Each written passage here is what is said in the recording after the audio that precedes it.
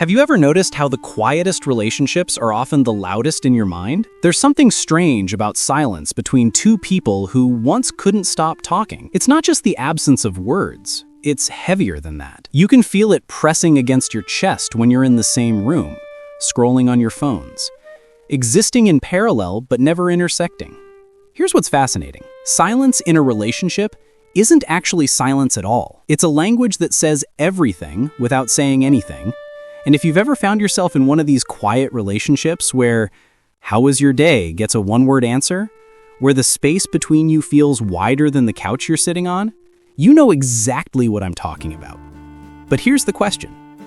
Why does silence hurt more than fighting? You're living with someone, and somewhere along the way the talking stopped. Not all at once. It's gradual. Erosion, not explosion. First, you stop sharing the small things. The funny thought at work, the dream you had. These little deposits into the relationship account, they just stop. Then the medium things go quiet. Your worries, your hopes. You keep these to yourself now. And finally, even the big things get swallowed by silence. You make decisions alone that used to be made together. The relationship becomes performative, routines held together by history and convenience. But here's the thing. The silence isn't random. It's strategic, protective, sometimes weaponized. Psychologist John Gottman calls it stonewalling, one of the 4 behaviors that predict relationship failure. But there are other types. The silence of resentment, where words are withheld as punishment. The silence of exhaustion, where explaining again feels impossible. The silence of fear, where speaking up feels dangerous, and the silence of disconnection, where you genuinely don't know what to say anymore. Here's what's really happening. Silence is not emptiness, it's control. When you stop talking, your brain goes into overdrive. There's a phenomenon called assumed understanding, where you fill in the blanks of what the other person is thinking, and we're terrible at it. Research shows even long-term partners overestimate their ability to know what the other is thinking. And in that gap between what you assume and what's true, anxiety breeds. The silent treatment activates the same neural pathways as physical pain. Your brain literally processes emotional silence as a threat to survival. Silent relationships often have roots in attachment styles formed in childhood. If you grew up where emotions were dismissed, you learned that silence is safer than speaking. So in adult relationships, you go quiet, not because you don't care, but because you're terrified of being too much. On the flip side, if you're desperately trying to bridge the silence, the quiet feels like abandonment. Dr. Sue Johnson talks about the pursue-withdraw pattern. One person pursues connection, the other withdraws, overwhelmed. Both think they're preserving the relationship, but the pursuer feels abandoned, the withdrawer feels attacked. The silence grows. When silence becomes the dominant language, you start to disappear, piece by piece. You stop sharing your joy because what's the point? You become smaller, quieter, less vibrant. The relationship becomes a shell. Research shows emotional withdrawal predicts relationship dissolution stronger than conflict, because conflict means you're still engaged.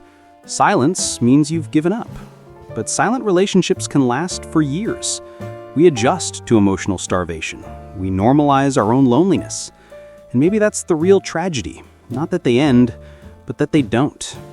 If you're in a silent relationship, your desire for connection isn't needy.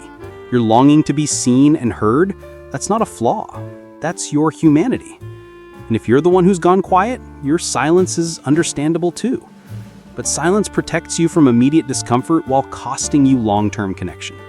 Most silent relationships aren't beyond repair, but they require vulnerability, real vulnerability, where you say, "I've been quiet because I'm scared," or "I miss talking to you." Reconnection requires turning toward instead of turning away. It means choosing courage over comfort. Maybe the other person meets you there. Maybe they're just as lonely, just as scared. Or maybe they're not ready. Both outcomes are valid. But whether this relationship survives or not, you deserve to use your voice. Because your voice matters.